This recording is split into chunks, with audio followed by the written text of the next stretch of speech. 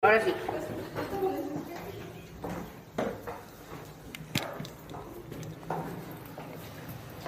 Oh, por Dios.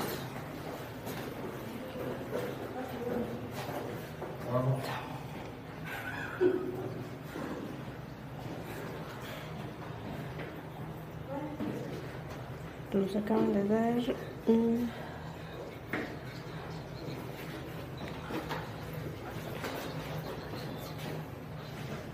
Estamos en las catacumbas de París.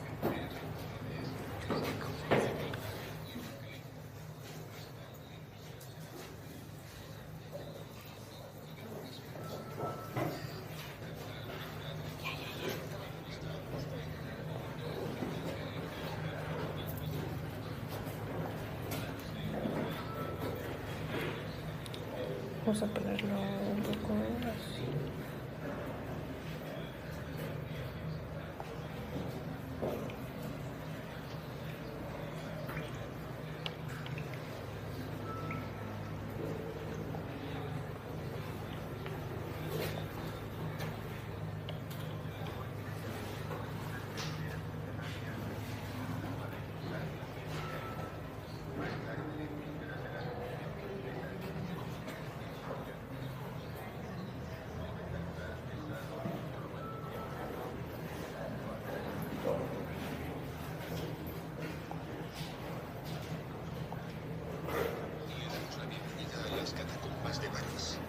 ¿Sabía usted que a finales del siglo XVIII el pabellón por el que ha entrado estaba en los límites de la ciudad? Más allá solo había arrabales y campos. Ha descendido 132 escalones. Se encuentra a 20 metros bajo tierra. Si no conoce el subsuelo parisino, probablemente no sepa que las conducciones de agua potable, los túneles del metro e incluso las cloacas quedan ahora por encima de usted. Mientras bajaba por esta angosta escalera de caracol, ha dejado atrás la ciudad y el mundo de los vivos. Y ha penetrado sin darse apenas cuenta en las entrañas de la capital, morada de todo tipo de fantasmas, refugio de forajidos y marginados, destino de noctámbulos en busca de sensaciones fuertes. El viaje que está a punto de emprender le llevará desde la antigüedad hasta el siglo XIX y le permitirá conocer a los protagonistas de la historia de las catacumbas. Originariamente fueron unas canteras subterráneas excavadas para explotar la piedra caliza. Más tarde, en vísperas de la Revolución Francesa, se convirtieron en un gigantesco osario. Un espectacular decorado, romántico y macabro que cada año atrae a cerca de 300.000 visitantes. Antes de internarse en este laberinto de 1.700 metros de largo, le rogamos que tenga en cuenta estos consejos. En algunas de las galerías que visitará hay muy poca luz. Espere hasta que sus ojos se acostumbren a la oscuridad y vaya con cuidado de no tropezar con ningún obstáculo. Aquí abajo hace siempre fresco. La temperatura se mantiene a 14 grados durante todo el año.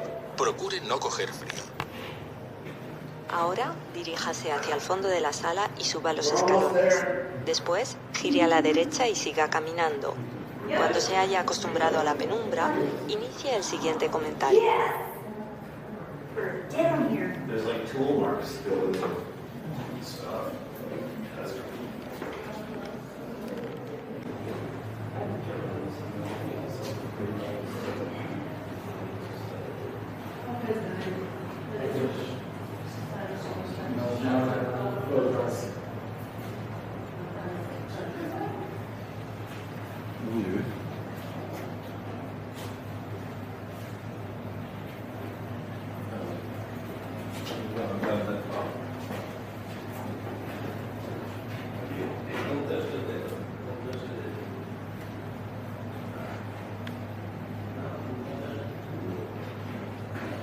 Me tienen que hacer condenas.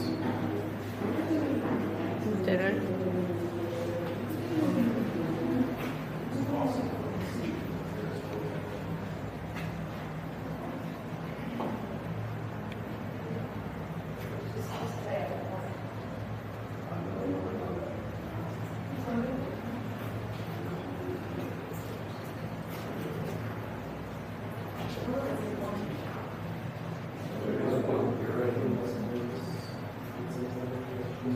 My family.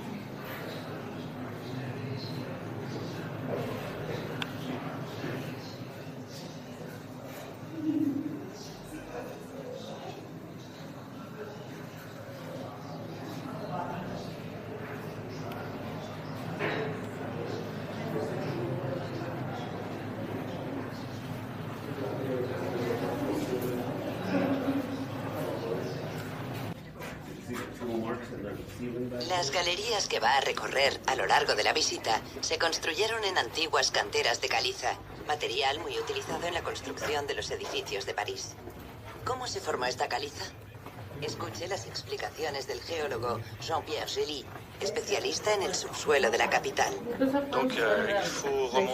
Hay que ir 45 millones de años atrás.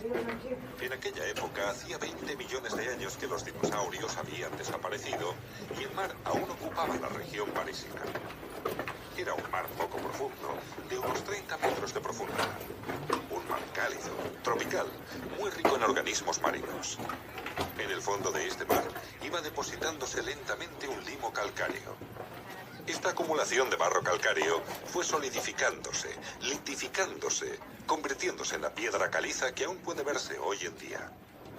Para descubrir cómo se explotaron las canteras de caliza, siga avanzando por la galería e inicia el siguiente comentario. Avenida del Monte de los Ratones. Avenida del Monte de los Ratones. ¿A poco lo dice? Sí. Avenida de Monte de Ratón. Monte Ratón, haz de cuenta. Vamos a verlo de forma diferente. Nada, gracias. ¿No? A la altura de Estamos... ¿Qué pasó? ¿3? Sí. Vamos a ver el 3. A lo largo de la historia, la riqueza mineral del subsuelo parisino ha favorecido el desarrollo de la población. En el siglo I después de Cristo, la Galia estaba bajo dominio romano y París se llamaba todavía Lutecia. La ciudad, fundada en la isla que hoy llamamos Ile de la Cité, se extendió por la margen izquierda del Sena. Para construir sus monumentos, foros, arenas, termas, los galorromanos necesitaban piedras de gran tamaño. Fue entonces cuando aparecieron las primeras canteras a cielo abierto. A partir del siglo XIII, las canteras pasaron a ser subterráneas. La ciudad medieval, el París del Louvre, la Catedral de Notre Dame y las murallas del rey Felipe Augusto requería cantidades cada vez mayores de materiales de construcción. Aparecieron nuevas técnicas de extracción y para facilitar el laborioso transporte hasta la superficie, se excavaron pozos verticales provistos de tornos elevadores. Estos tornos, accionados con pies y manos por un obrero, permitían subir bloques cada vez más voluminosos. París se había convertido en la capital del Reino de Francia y no cesaba de crecer. Empezaron a explotarse nuevos yacimientos. A partir del siglo XVI, estos yacimientos fueron expandiéndose hacia el sur, en torno a la actual Place d'Enfer-Rochereau, por la que ha entrado usted en las catacumbas. Recordemos que en esa época el Distrito 14 se encontraba fuera de los límites de la ciudad. Las primeras canteras fueron agotándose y finalmente se abandonaron.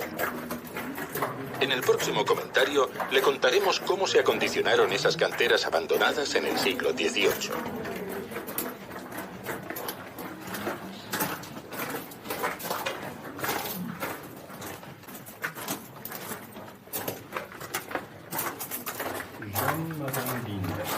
Mami, ¿dónde estamos?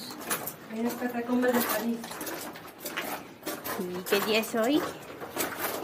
29 de agosto. 28 de agosto. 4.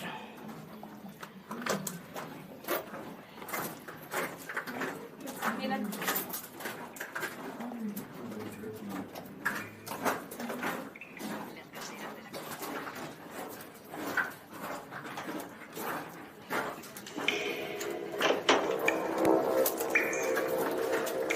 Las canteras de la capital y sus alrededores fueron agotándose y abandonándose.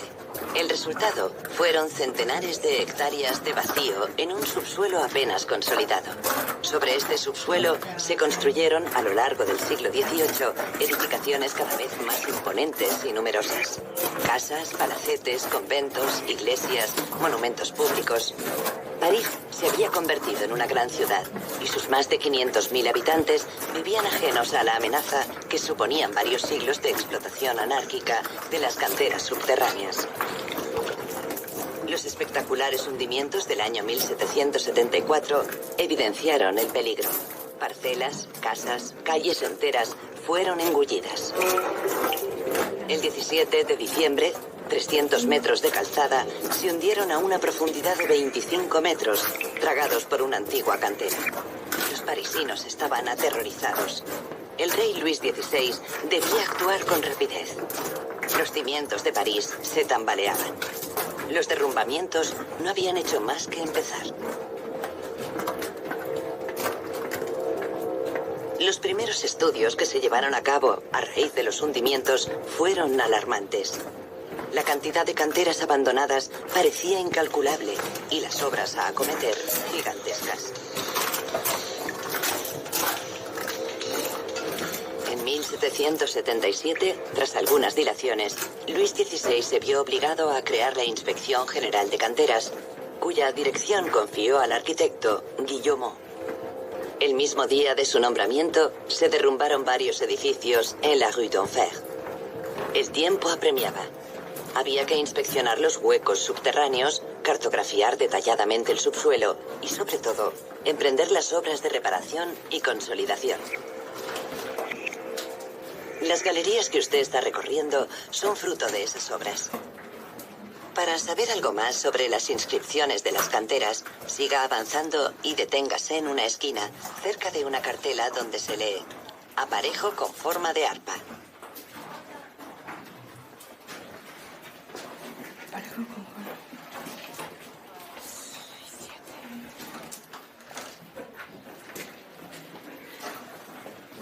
Yo, 5, 7.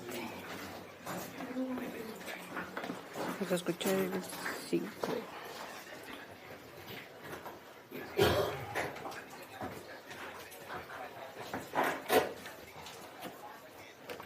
Las siguientes explicaciones le resultarán útiles para descifrar las inscripciones que irá encontrando en las paredes a intervalos regulares. A la izquierda de la cartela tiene un ejemplo.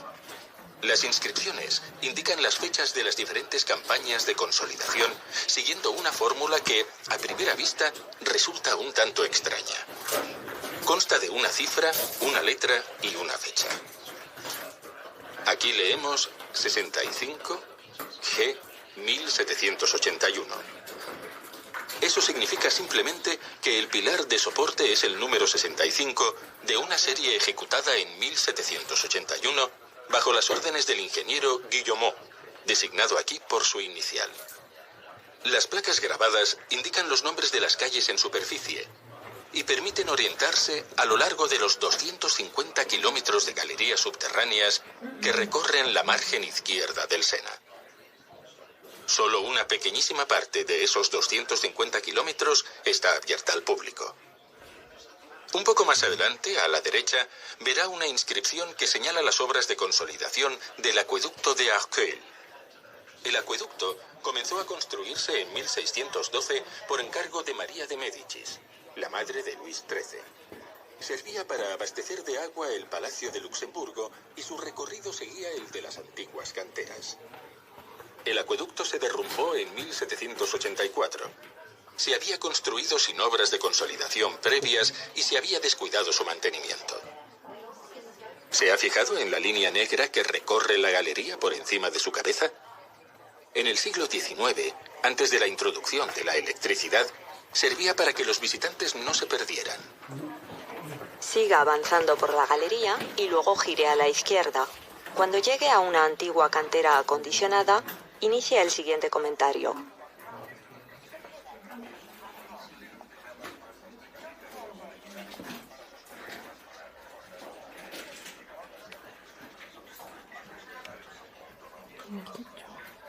Voy a hacer esto.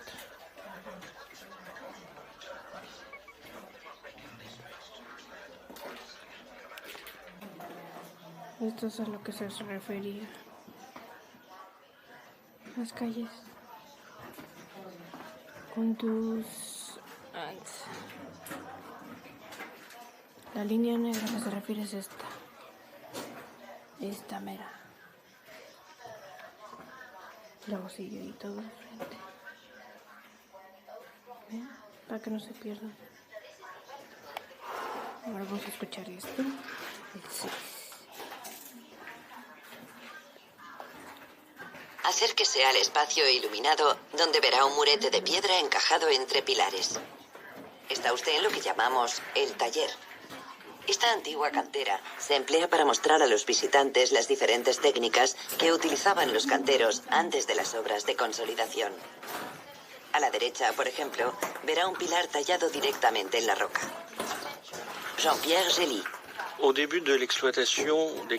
Al inicio de la explotación de las canteras subterráneas, los canteros dejaban masas de caliza en forma de pilares para sostener las masas rocosas que quedaban encima de las canteras. Estos pilares de entorno vaciado que llamamos pilares rodeables, sencillamente porque se podía dar la vuelta a su alrededor y que encontramos a intervalos regulares, servían para evitar que se derrumbase el cielo o techo de la cantera. En el siglo XV, los canteros empezaron a aplicar una nueva técnica. Extraían toda la masa de caliza sin dejar ningún pilar como los que acabo de describir y apuntalaban el techo de la cantera mediante pilares de mampostería que construían con grandes bloques de piedra. En esta galería se ven perfectamente. Además, los escombros se colocaban entre muros de contención hechos de pared seca. Estas canteras apuntaladas mediante obras de contención y relleno solo se encuentran en la región parisina y responden a una técnica muy evolucionada. Los pilares de mampostería presentan un cierto grado de elasticidad que les permite comprimirse y deformarse. Soportan mejor la presión del techo que los primeros pilares tallados directamente en la masa de caliza. En aquellos, la roca se debilita y puede terminar por resquebrajarse. Si esta cantera le parece pequeña, recuerde lo que ocultan los muros de contención. Decenas de metros de los que se extrajo piedra y que posteriormente se rellenaron con escombros. Sylvie Rodin, conservadora jefe. Algo más adelante, a la derecha, podrá contemplar, justo debajo, una galería en pendiente en la que alternan los antiguos pilares de mampostería, construidos con bloques de piedra irregulares superpuestos a mano, y las hileras de arcos labrados que le dan a este lugar su majestuoso aspecto arquitectónico.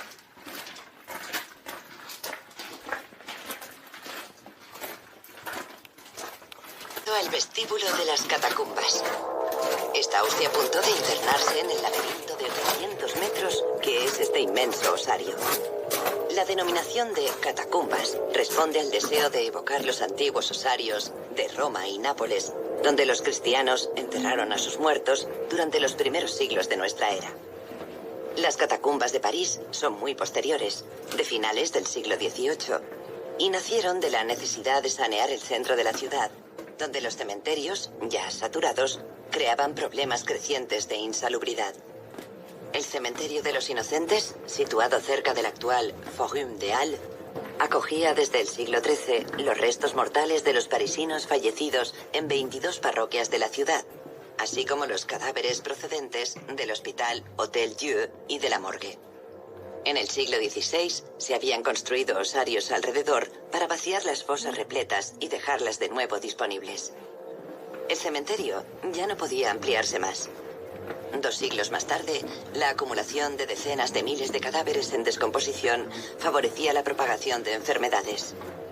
A finales del XVIII, un cronista escribía: La infección en este recinto angosto amenazaba la vida y la salud de la población. El peligro era inminente. En las casas próximas al cementerio, el caldo y la leche se estropeaban en pocas horas. El vino, si se dejaba descubierto, se agriaba. Los efluvios de los cadáveres amenazaban con envenenar la atmósfera. En mayo de 1780, una fosa común cedió y su contenido invadió los sótanos de las casas vecinas. Inmediatamente, una orden del Parlamento prohibió inhumar más cadáveres en los Inocentes, pero hubo que esperar 5 años, hasta 1785, para que Luis XVI diera la orden de trasladar el cementerio.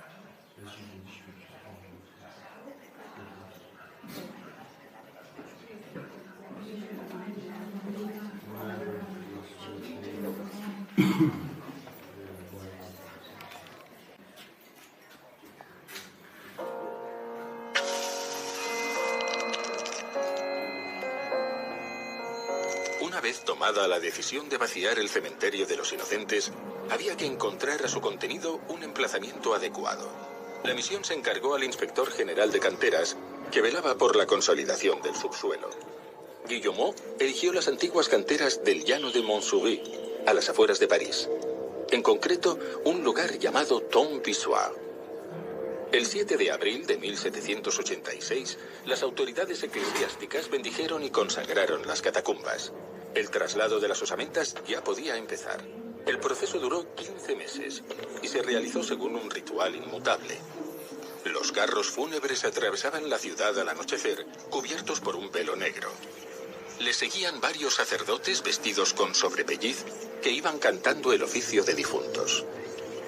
Siguiendo el ejemplo del cementerio de los inocentes, los demás camposantos del centro de París, cada iglesia tenía entonces el suyo, también fueron evacuados. Los traslados de osamentas se sucedieron hasta 1814 e incluso se reanudaron brevemente a mediados del siglo XIX, a raíz de la remodelación urbanística emprendida por el barón Haussmann.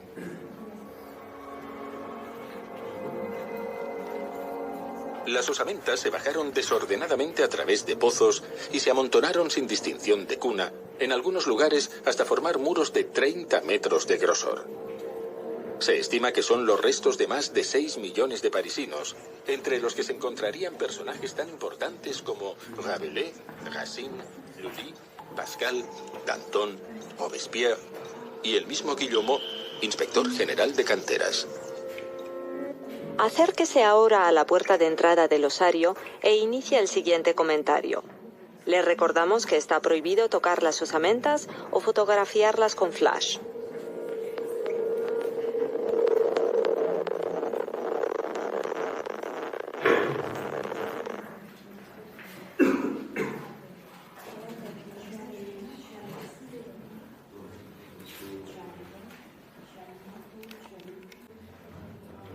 En un momento vamos a entrar por allá. Es que estamos esperando a mis padres. Está muy interesante la información. Sigue la línea negra. Vamos hacia dónde llega.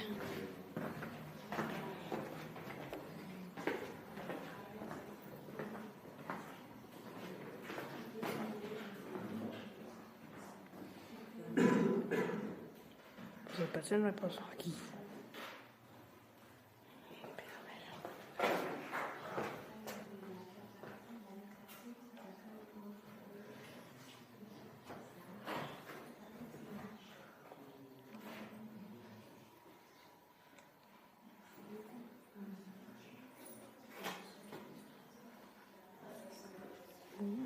Puede pasar por ahí, pero no se puede.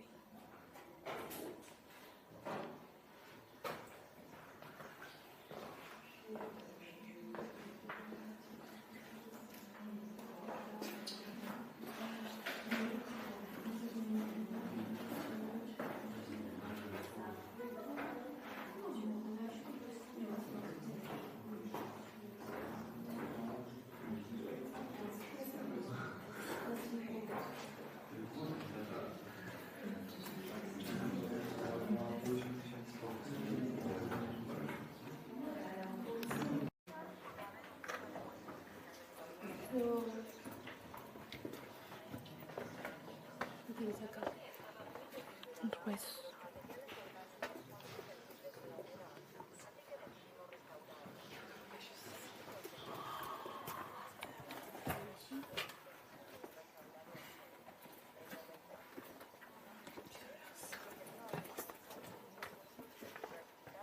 todo esto.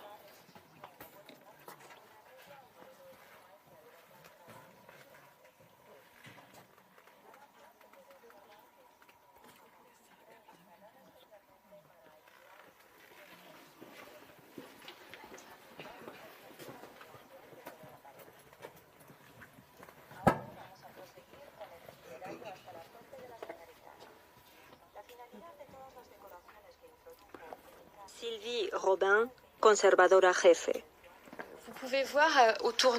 Al girar podrá ver un muro de huesos que se restauró en noviembre de 2015. Esta pared amenazaba la ruina.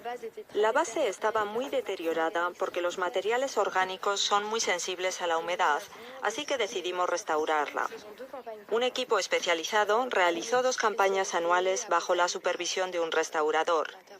La intervención duró una semana y de hecho se procedió a desmontar todos los huesos, clasificándolos y volviéndolos a colocar en su sitio uno por uno, con arreglo al modelo original que alterna cráneos y fémures. En la base se puede observar que existe una capa de piedra instalada especialmente para aislar este cúmulo de huesos del suelo. Se puede contemplar la perfecta alineación de toda la pared. Ahora vamos a proseguir con el itinerario hasta la Fuente de la Samaritana. La finalidad de todas las decoraciones que introdujo Ricard de Thury era embellecer los pilares de contención que sostenían el techo de la cantera, pero la Fuente de la Samaritana es un auténtico pozo que se encontraba aquí desde el principio.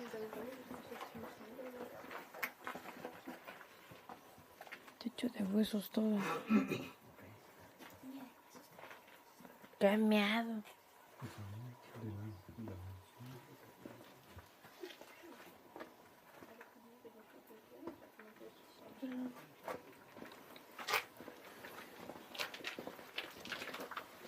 Aquí está diciendo osamentas del antiguo cementerio de San Juan, del antiguo osamentas juntadas de la calle de Dubái, emplazamiento de un anciano leprosario, puestas en 1858 dentro del osario del oeste y transferidas dentro de estas catacumbas en septiembre del 59.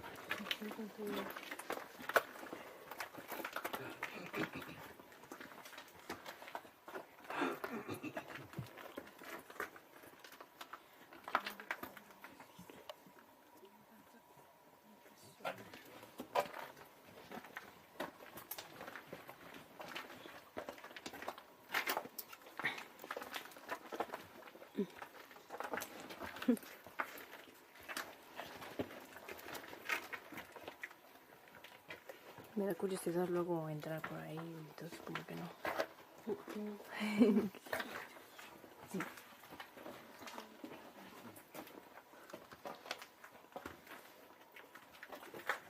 Guau, todo lleno de huesos. Oh, por Dios. Ok, otro. Se me cree. Se me cree.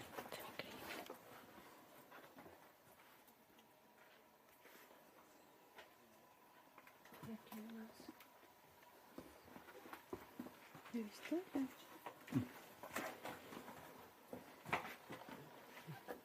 Y de hecho es un poema,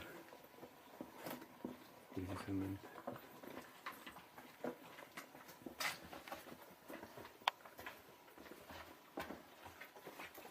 Casi no se ve.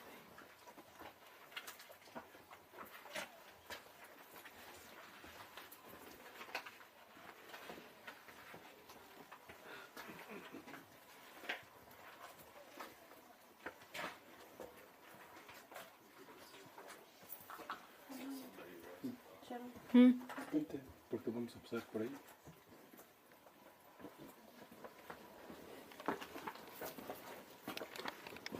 ¿Qué pasas?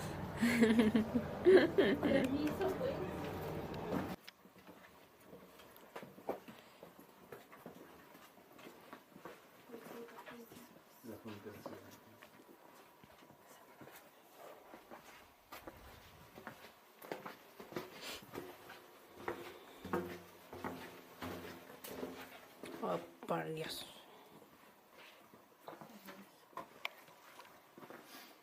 ¿Vamos yo?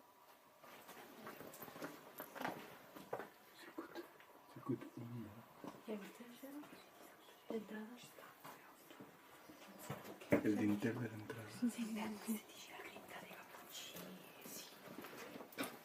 Mira.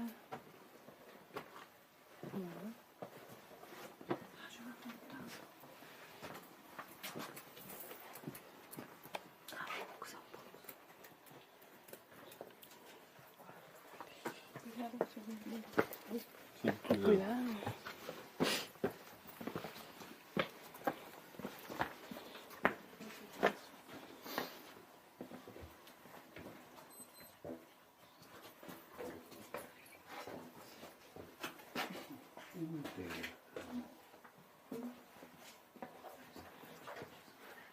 ¿Dónde está ella, la muerte?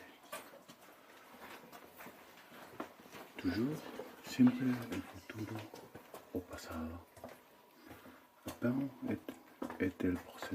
Apenas es el presente que ya ya no es más.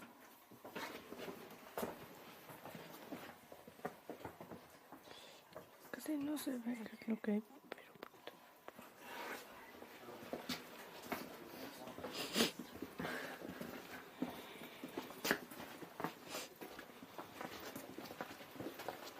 Posamientos del cementerio de los inocentes.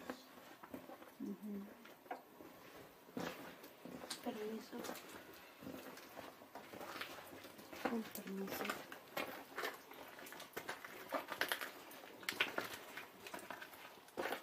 Permiso.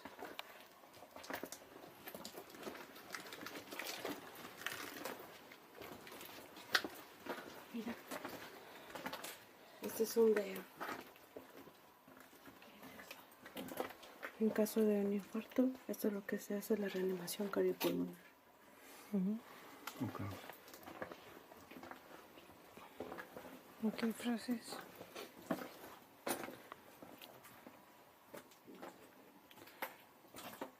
Momento de ira y muerte de la consumación.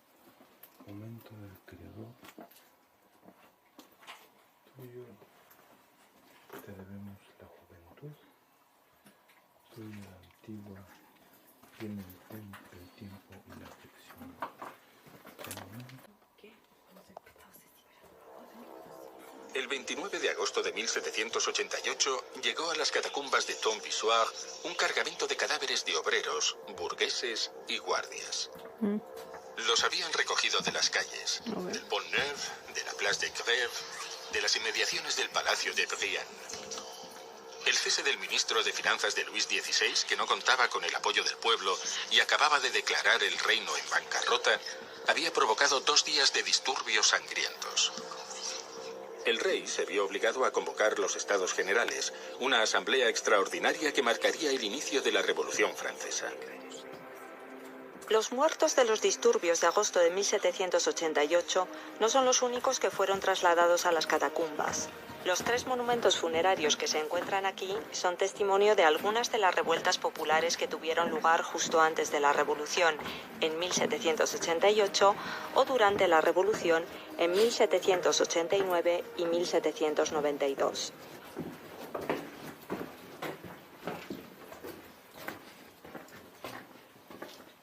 Uy. Todo oscuro y ahí todo.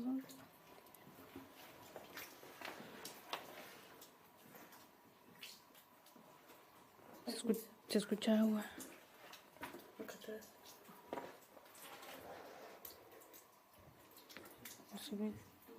¿Qué piensas en acá atrás? No se ve nada, ¿verdad? No se ve nada. A menos que le ponga la luz, pero no. Bueno,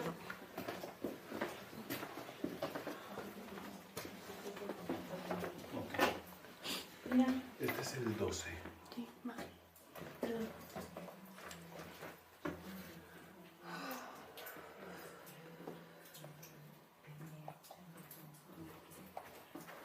Es el 12. Combat. Permiso.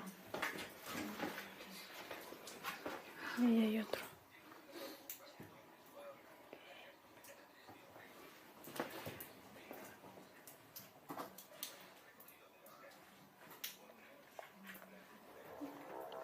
El 29 de agosto de 1788 llegó a las catacumbas de Tombe-Issoire un cargamento de cadáveres de obreros, burgueses y guardias.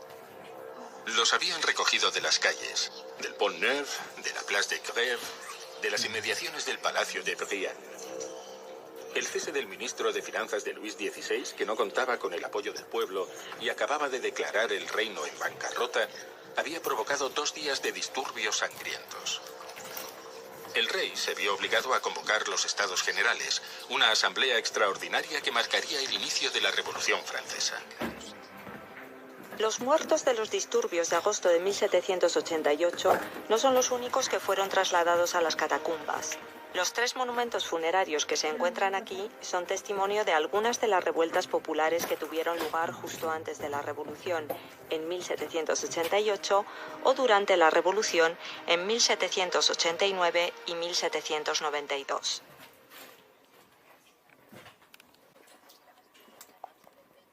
Esta lápida es la única que hay en las catacumbas. Originariamente adornaba la tumba de Françoise Gélin, fallecida en 1821. Gélin consagró su vida al objetivo de liberar a Latude, un célebre prisionero de la fortaleza de la Bastilla. Para conseguir la protección de Madame de Pompadour, la amante de Luis XV, Latude organizó en 1748 un falso atentado contra la favorita, a quien previno oportunamente del peligro. La superchería se descubrió y Latude fue detenido. Sin mediar juicio, expió aquella chiquillada durante 35 largos años en varias cárceles reales. Logró evadirse más de una ocasión, pero solo para ser apresado de nuevo. La escala de cuerda que utilizó para escapar de la Bastilla la noche del 25 de febrero de 1764 puede verse todavía en el Museo Carnavalet. Cuando se crearon las catacumbas, en la cantera de Tombe-Issoire, se instaló una especie de museo donde se reunieron las lápidas y cruces que las familias no habían reclamado.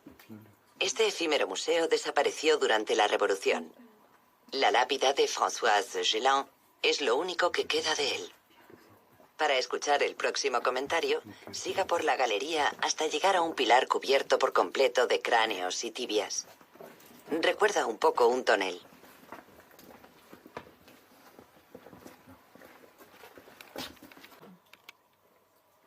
Mira, pues ya, mi carne, de repente empiezo a realizar, pero depende de dónde paso. Sí, pues es porque no me están pasando. Pues se siente horrible. Sí. Wow. Mira, Sharon, este cráneo ya tiene telaraña. ¿Dónde? Qué bonito, sí es cierto. No toques, trata de no tocarlo. Permiso.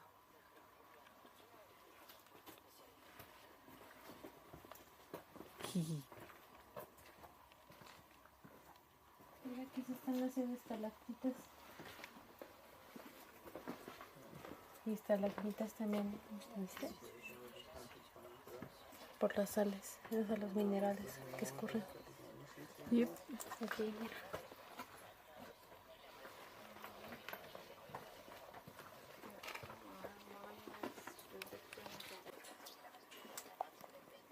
Esta lápida es la única que hay en las catacumbas. Originariamente adornaba la tumba de Françoise Gélin, fallecida en 1821. Gélin consagró su vida al objetivo de liberar a Latude, un célebre prisionero de la fortaleza de la Bastilla. Para conseguir la protección de Madame de Pompadour, la amante de Luis XV, Latude organizó en 1748 un falso atentado contra la favorita, a quien previno oportunamente del peligro. La superchería se descubrió y Latude fue detenido. Sin mediar juicio, expió aquella chiquillada durante 35 largos años en varias cárceles reales. Logró evadirse más de una ocasión, pero solo para ser apresado de nuevo.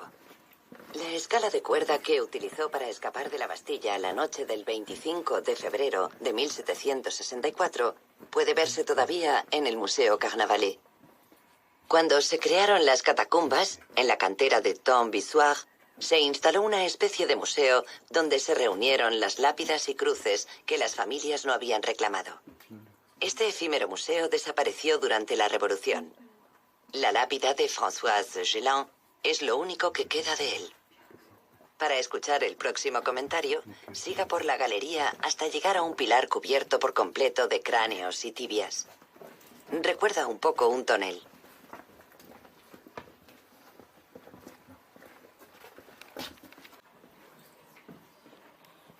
A ver si captas algo ya. Voy. 1892.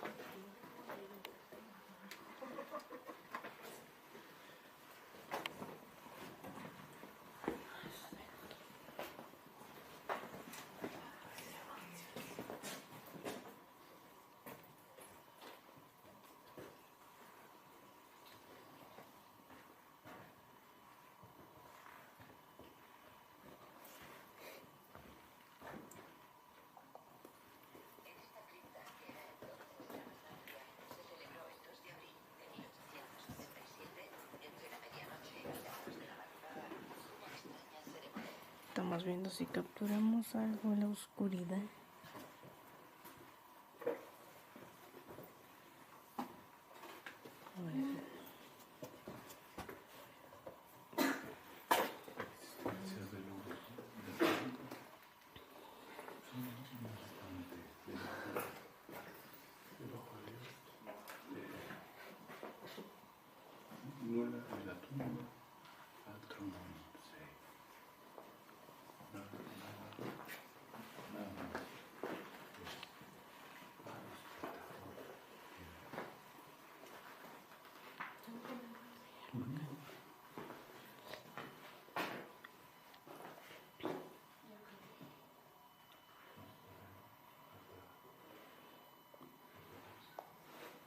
En esta cripta, que era entonces la más amplia, se celebró el 2 de abril de 1897, entre la medianoche y las 2 de la madrugada, una extraña ceremonia.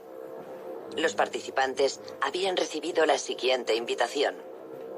Se ruega su asistencia al concierto espiritual y profano que tendrá lugar el viernes 2 de abril de 1897 en el Osario de las Catacumbas de París, con la participación de artistas musicales muy destacados. Importante. La entrada se efectuará por el número 92 de la Rue d'Arrou a partir de las 11 de la noche. Para evitar la presencia molesta de curiosos, se ruega ordenar a los coches que no se detengan frente a la puerta. Esta tarjeta es personal. Un periodista de Le Figaro describió así la velada. Hallamos a varios de nuestros colegas que acababan de llegar sentados en humildes sillas de Enea. Está claro que las catacumbas no tienen mucho futuro como salón. El profesor Poirier, con un cráneo magnífico en la mano, amenizaba la espera impartiendo una admirable lección de craneología a los boquiabiertos invitados. En total habría unas 100 personas, incluidas algunas damas intrépidas. El concierto clandestino había sido organizado por un grupo de jóvenes con ganas de divertirse. Conocían a un ingeniero de las canteras que había prometido hacer la vista gorda. A las 12:30, una orquesta compuesta por 45 instrumentistas empezó a tocar a la luz de las velas entre cráneos y tibias.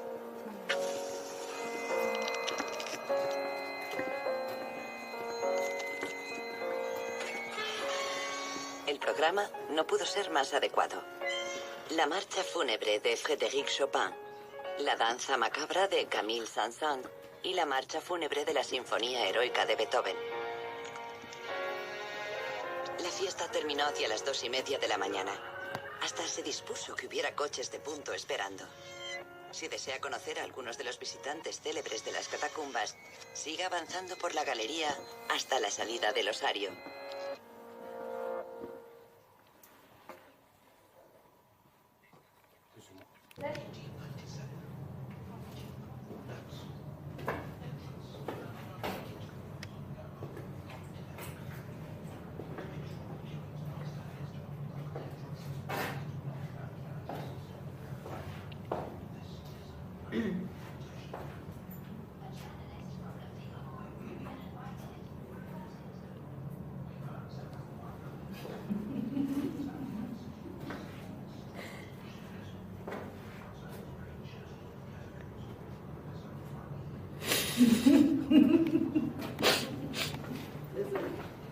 Miren qué mal.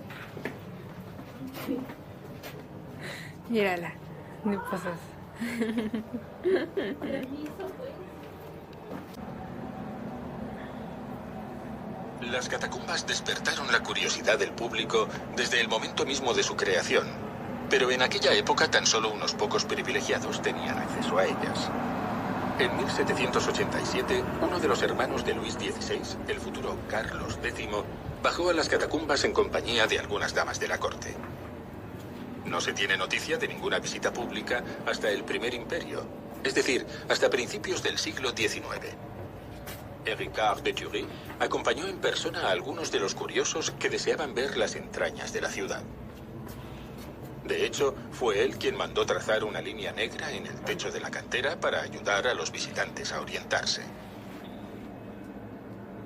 En mayo de 1814, después de la derrota de Napoleón I, el victorioso emperador de Austria, instalado en París, visitó las catacumbas.